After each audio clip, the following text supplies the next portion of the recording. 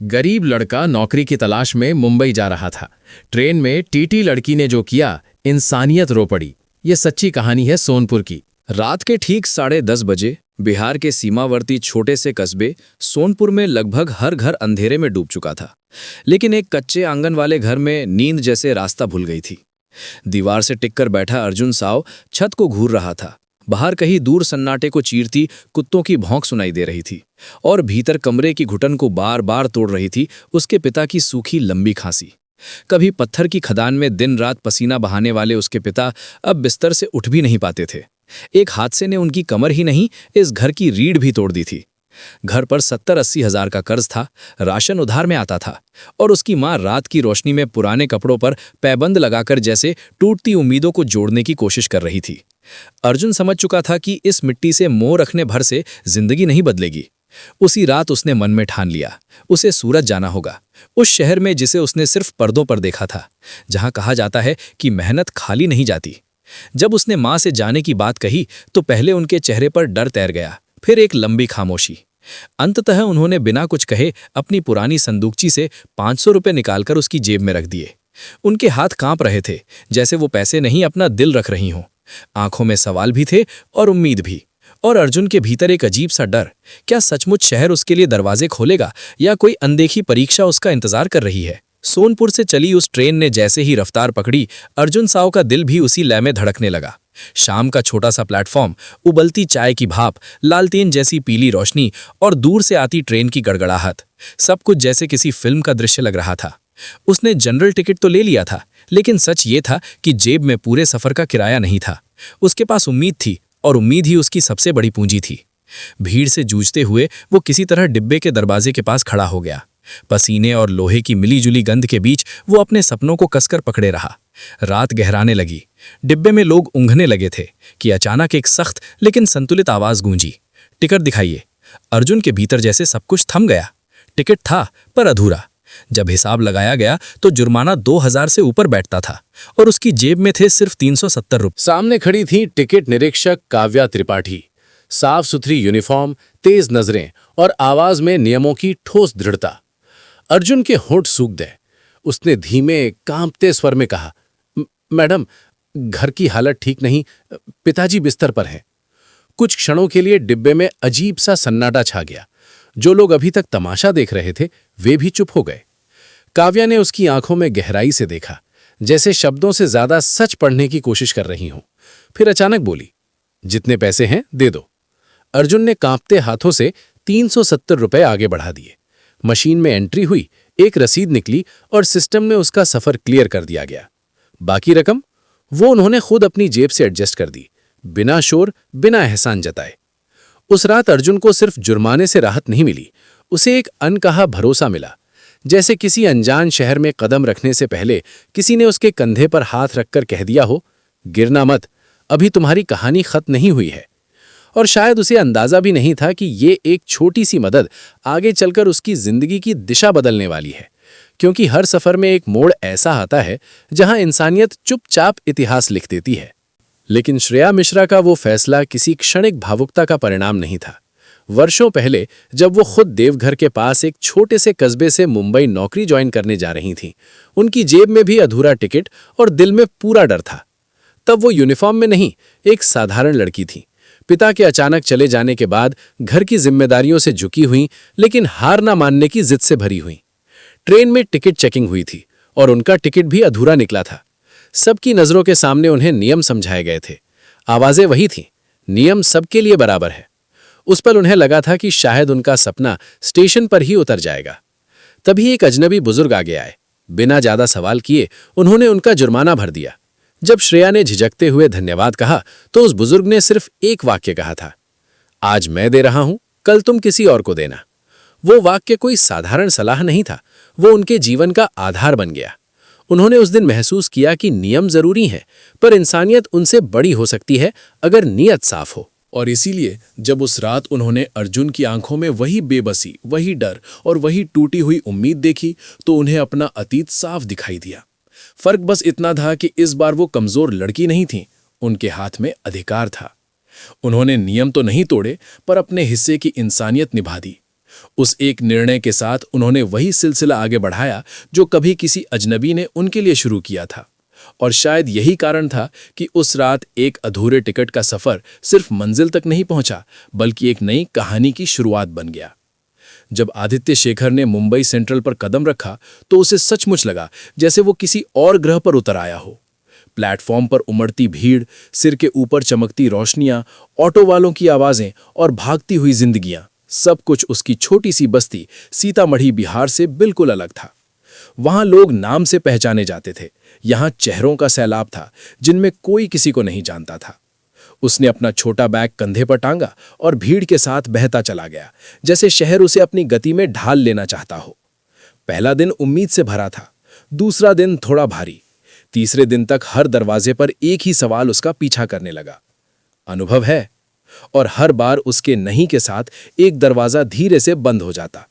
पांचवें दिन उसकी जेब लगभग खाली हो चुकी थी। दोपहर का खाना उसने छोड़ दिया। शाम को वो मरीन ड्राइव के पत्थरों पर बैठा लहरों को देख रहा था।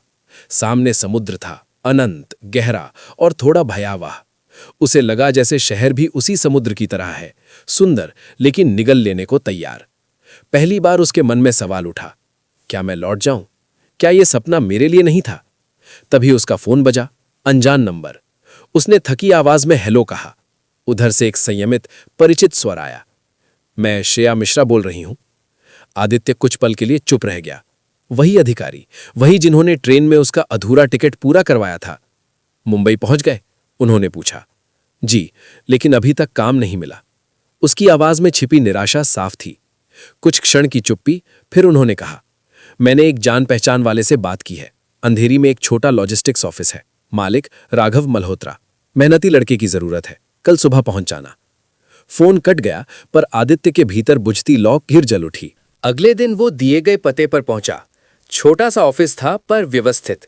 राघव मल्होत्रा ने उसे ऊपर से नीचे तक देखा और कहा, काम आसान नहीं है, डिलीवरी, कागजात, भागदौड़, सैलरी कम है पर ईमानदारी चाहिए। आदित्य ने बिना झिझक जवाब दिया, सर मैं मेहनत से नहीं डरता। उसी दिन से उसकी नई शुरुआत हुई। सैलरी छोटी थी लेकिन सम्मान बढ़ा। पहली तनख्वाह मिलते ही उसने घर पैसे भेजे। जब माँ का फोन आया, उनकी आवाज में पहली बार घबराहट नहीं, सुकून था। बेटा तू ठीक है ना? इस बार उसने दृढ़ता से कहा, हाँ माँ, अब सब ठीक होगा। पर उसे क्या पता था, ये कहानी सिर्फ नौकरी मिलने तक सीमित नहीं है, असली मोड़ अभी बाकी था। समय जैसे चुपचाप अपनी चाल चलता रहा और देखते ही देखते आदित्य शेखर उस छोटे से लॉजिस्टिक्स ऑफिस का सबसे भरोसेमंद चेहरा बन गया। पहले वो सिर्फ डिलीवरी करता था, फिर कागजात संभालने लगा, फिर क्लाइंट से बातचीत करने लगा। राघव मल्होत्रा अब हर अहम मीटिंग में उसे साथ रखते। 1 साल में उसने खुद को साबित कर दिया था, ईमानदारी से, बिना शॉर्टकट लिए। 2 साल बाद जब उसने घर का लगभग पूरा कर्ज चुका दिया और पिता के इलाज के लिए बेहतर अस्पताल की व्यवस्था कर दी, तो उसे लगा जैसे वो सिर्फ शहर में नहीं, जिंदगी में भी अपनी जगह बना चुका है। लेकिन इस सफलता के बीच भी एक चीज हमेशा उसके बटुए में सुरक्षित रही, वो पुरानी हल्की पीली पड़ चुकी रसीद। वो सिर्फ कागज नहीं थी, वो उस रात का प्रमाण थी जब किसी ने नियम से ऊपर उठकर उस पर भरोसा किया था। हर बार जब वो थक जाता, वो रसीद उसे याद दिलाती, तुम यहां तक अकेले नहीं पहुंचे हो। आखिर एक दिन उसने तय कर लिया, अब वो अधूरा वादा पूरा करेगा। थोड़ी खोजबीन के बाद उसे पता चला कि श्रेया मिश्रा अब भी उसी रूट पर ड्यूटी करती हैं, बल्कि प्रमोशन के बाद और बड़ी जिम्मेदारी संभाल रही हैं। अगली सुबह वो उसी ट्रेन में सवार हुआ, इस बार पूरे आत्मविश्वास के साथ, और जेब में पूरा टिकट, साथ ही एक लिफाफा जिसमें वो रकम थी जो कभी उसके लिए असंभव लगती थी। ट्रेन में भीड़ थी, वही चहल पहल, वही टिकट चेकिंग की आवाजें। और फिर उन्होंने देखा, साफ सुथरी यूनिफॉर्म, कंधे पर नया स्टार चमकता हुआ। टिकट? उन्होंने सामान्य स्वर में कहा, फिर नजरें उठाईं और ठहर गईं। आदित्य? उसने मुस्कुराकर टिकट आगे बढ़ाया। जी मैडम, इस बार पूरा है। दोनों हल्के से मुस्कुराए, फिर उसने धीरे से लिफाफा बढ़ाया। मैडम, उस दिन आपने जो पैसे दिए थे, अगर आप नहीं होती तो शायद मैं आज यहां नहीं होता। श्रेया ने लिफाफे की ओर देखा, लेकिन हाथ पीछे ही रखा। कुछ क्षण के लिए उनके चेहरे पर वहीं गहरी शांति उतर आई। अगर मैं ये ले लूंगी, उन्होंने धीरे से कहा, तो वो सिलसिला यहीं खत्म हो जाएगा। किसी और की मदद करना, वही असली लौटाना होगा।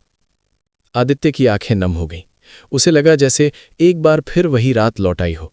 बस इस बार वो डरा हुआ लड़का नहीं था। उसने लिफाफा वापस रख लिया और सिर झुकाकर कहा, वादा है मैडम, ये सिलसिला यहीं नहीं रुकेगा। उसी क्षण पीछे खड़ा एक युवक घबराया हुआ जेबें टटोल रहा था। चेहरे पर वही बेचैनी, वही डर। आदित्य की नज़र उस पर गई और उसके होठों पर हल्की मुस्कान उभरी। कहानी सचमुच खत्म नहीं हुई थी। शायद अब उसकी बारी थी किसी और की लात में एक छोटा सा उजाला बनने की। कुछ ही महीनों में आदित्य शेखर की छोटी सी सारथी लॉजिस्टिक्स ने रफ्तार पकड़ ली। ये कोई चमकता हुआ कॉर्पोरेट ऑफिस नहीं था, बस ठाणे की एक साधारण इमारत की तीसरी मंजिल पर किराए का कमरा, कुछ कंप्यूटर, 2 कर्मचारी और दीवार पर टंगी एक पुरानी फ्रेम की हुई रसीद। लेकिन उस कमरे में एक अलग ही ऊर्जा थी, संघर्ष की, ईमानदारी की और उस अदृश्य वादे की जो उसने खुद से किया था। उसने एक नियम बनाया, हर साल अपनी कमाई का एक हिस्सा उन युवाओं के लिए रखेगा जो छोटे कस्बों से बड़े शहर में सपने लेकर आते हैं और पहले ही कदम पर ठोकर खा जाते हैं। एक दोपहर ऑफिस का दरवाजा धीरे से खुला। अंदर आया एक दुबला पतला लड़का। नाम बताया उसने, समीर अंसारी, बिहार के मधुबनी के पास के गांव से। कपड़े सादे, हाथ में घिसा हुआ बैग और आंखों में वही घबराहट जो कभी आदित्य की आंखों में थी। वो कुर्सी के किनारे बैठा, जैसे पूरी तरह बैठने का अधिकार भी खुद को न देता हो। उसकी आवाज में संकोच था। सर, कोई भी काम कर लूंगा, बस मौका चाहिए।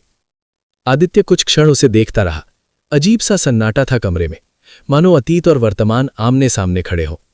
उसने ज्यादा सवाल नहीं किए, न डिग्री पूछी, न अनुभव। बस एक हल्की मुस्कान के साथ बोला, यहां काम आसान नहीं है, मेहनत करनी पड़ेगी, लेकिन अगर ईमानदारी है तो जगह भी है। समीर की आंखों में चमक आ गई। वो बार बार धन्यवाद कहने लगा।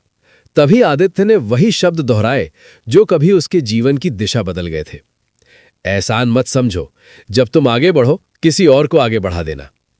उस पल उसे महसूस हुआ कि सिलसिला सच में आगे बढ़ चुका है।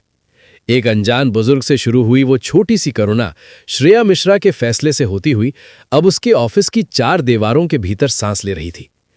उधर कहीं दूर उसी शाम एक तेज रफ्तार क्रेन की खिड़की के पास श्रेया मिश्रा खड़ी थी। बाहर ढलता सूरज पटरियों पर लंबी परछाइयां बिखेर रहा था। यात्रियों की आवाजें, टिकट चेकिंग की रूटीन और भागती दुनिया के बीच शायद उन्हें अंदाजा भी नहीं था कि उन्होंने जो बीज कभी चुपचाप बोया था वो अब एक पेड़ बन चुका है।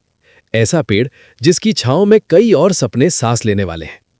और शायद यही इंसानियत की सबसे खूबसूरत बात है। उसे तालियों की जरूरत नहीं होती, वो बस एक दिल से दूसरे दिल तक पहुंचती है और दुनिया को थोड़ा बेहतर बनाती चली जाती है। आदित्य ने उस पुरानी हल्की पीली पड़ चुकी रसीद को बड़े ध्यान से फ्रेम करवाया। जब फ्रेम दीवार पर टंगा तो वो किसी कागज का टुकड़ा नहीं, उसकी पूरी यात्रा का प्रतीक बन चुका था। एक अधूरी टिकट से शुरू हुई कहानी जो अब दर्जनों लोगों के लिए पूरी राह बन रही थी। उसने नीचे खुद अपने हाथों से लिखवाया, नियम जरूरी है लेकिन इंसानियत उनसे बड़ी है। जो भी क्लाइंट या नया कर्मचारी ऑफिस में आता, उसकी नजर अनायास उस फ्रेम पर टिक जाती। कुछ पूछते, सर इसमें खास क्या है? आदित्य हल्की मुस्कान के साथ कहता, मेरी असली पूंजी यही है। लेकिन वो कभी पूरी कहानी एक साथ नहीं बताता था, क्योंकि उसके लिए वो सिर्फ याद नहीं, एक जिम्मेदारी थी। हर बार जब किसी युवा के चेहरे पर डर या अनिश्चितता दिखती, वो उस फ्रेम की तरफ एक पल को देखता, मानो खुद को याद दिला रहा हो कि सफलता केवल मुनाफे से नहीं मापी जाती, बल्कि इस बात से मापी जाती है कि आपने रास्ते में कितनों को गिरने से बचाया। धीरे धीरे सारथी लॉजिस्टिक्स बढ़ती गई। नए कर्मचारी जुड़े, काम का दायरा बढ़ा और आदित्य का आत्मविश्वास भी। लेकिन उसके भीतर एक बात हमेशा साफ रही, मुंबई सिर्फ सपनों का शहर नहीं है। यह शहर पहले आपको परखता है, आपकी भूख, आपका धैर्य, आपका चरित्र। यहां भीड़ में खो जाना आसान है, लेकिन इंसान बने रहना मुश्किल। और शायद असली सफलता वही है जब आप भीड़ का हिस्सा होकर भी भीड़ जैसे नहीं बनते, जब नियमों का सम्मान करते हुए भी दिल की आवाज सुनना नहीं छोड़ते। कभी कभी देर रात ऑफिस बंद करते वक्त आदित्य उस फ्रेम के सामने कुछ क्षण रुक जाता। बाहर शहर की लाइटें चमकतीं, गाड़ियों की आवाजें गूंजतीं और भीतर उसे वही रात याद आती जब वो एक डरे हुए लड़के की तरह ट्रेन के दरवाजे के पास खड़ा था। फर्क बस इतना था, तब वो उम्मीद तलाश रहा था, आज वो खुद किसी और की उम्मीद बन चुका था।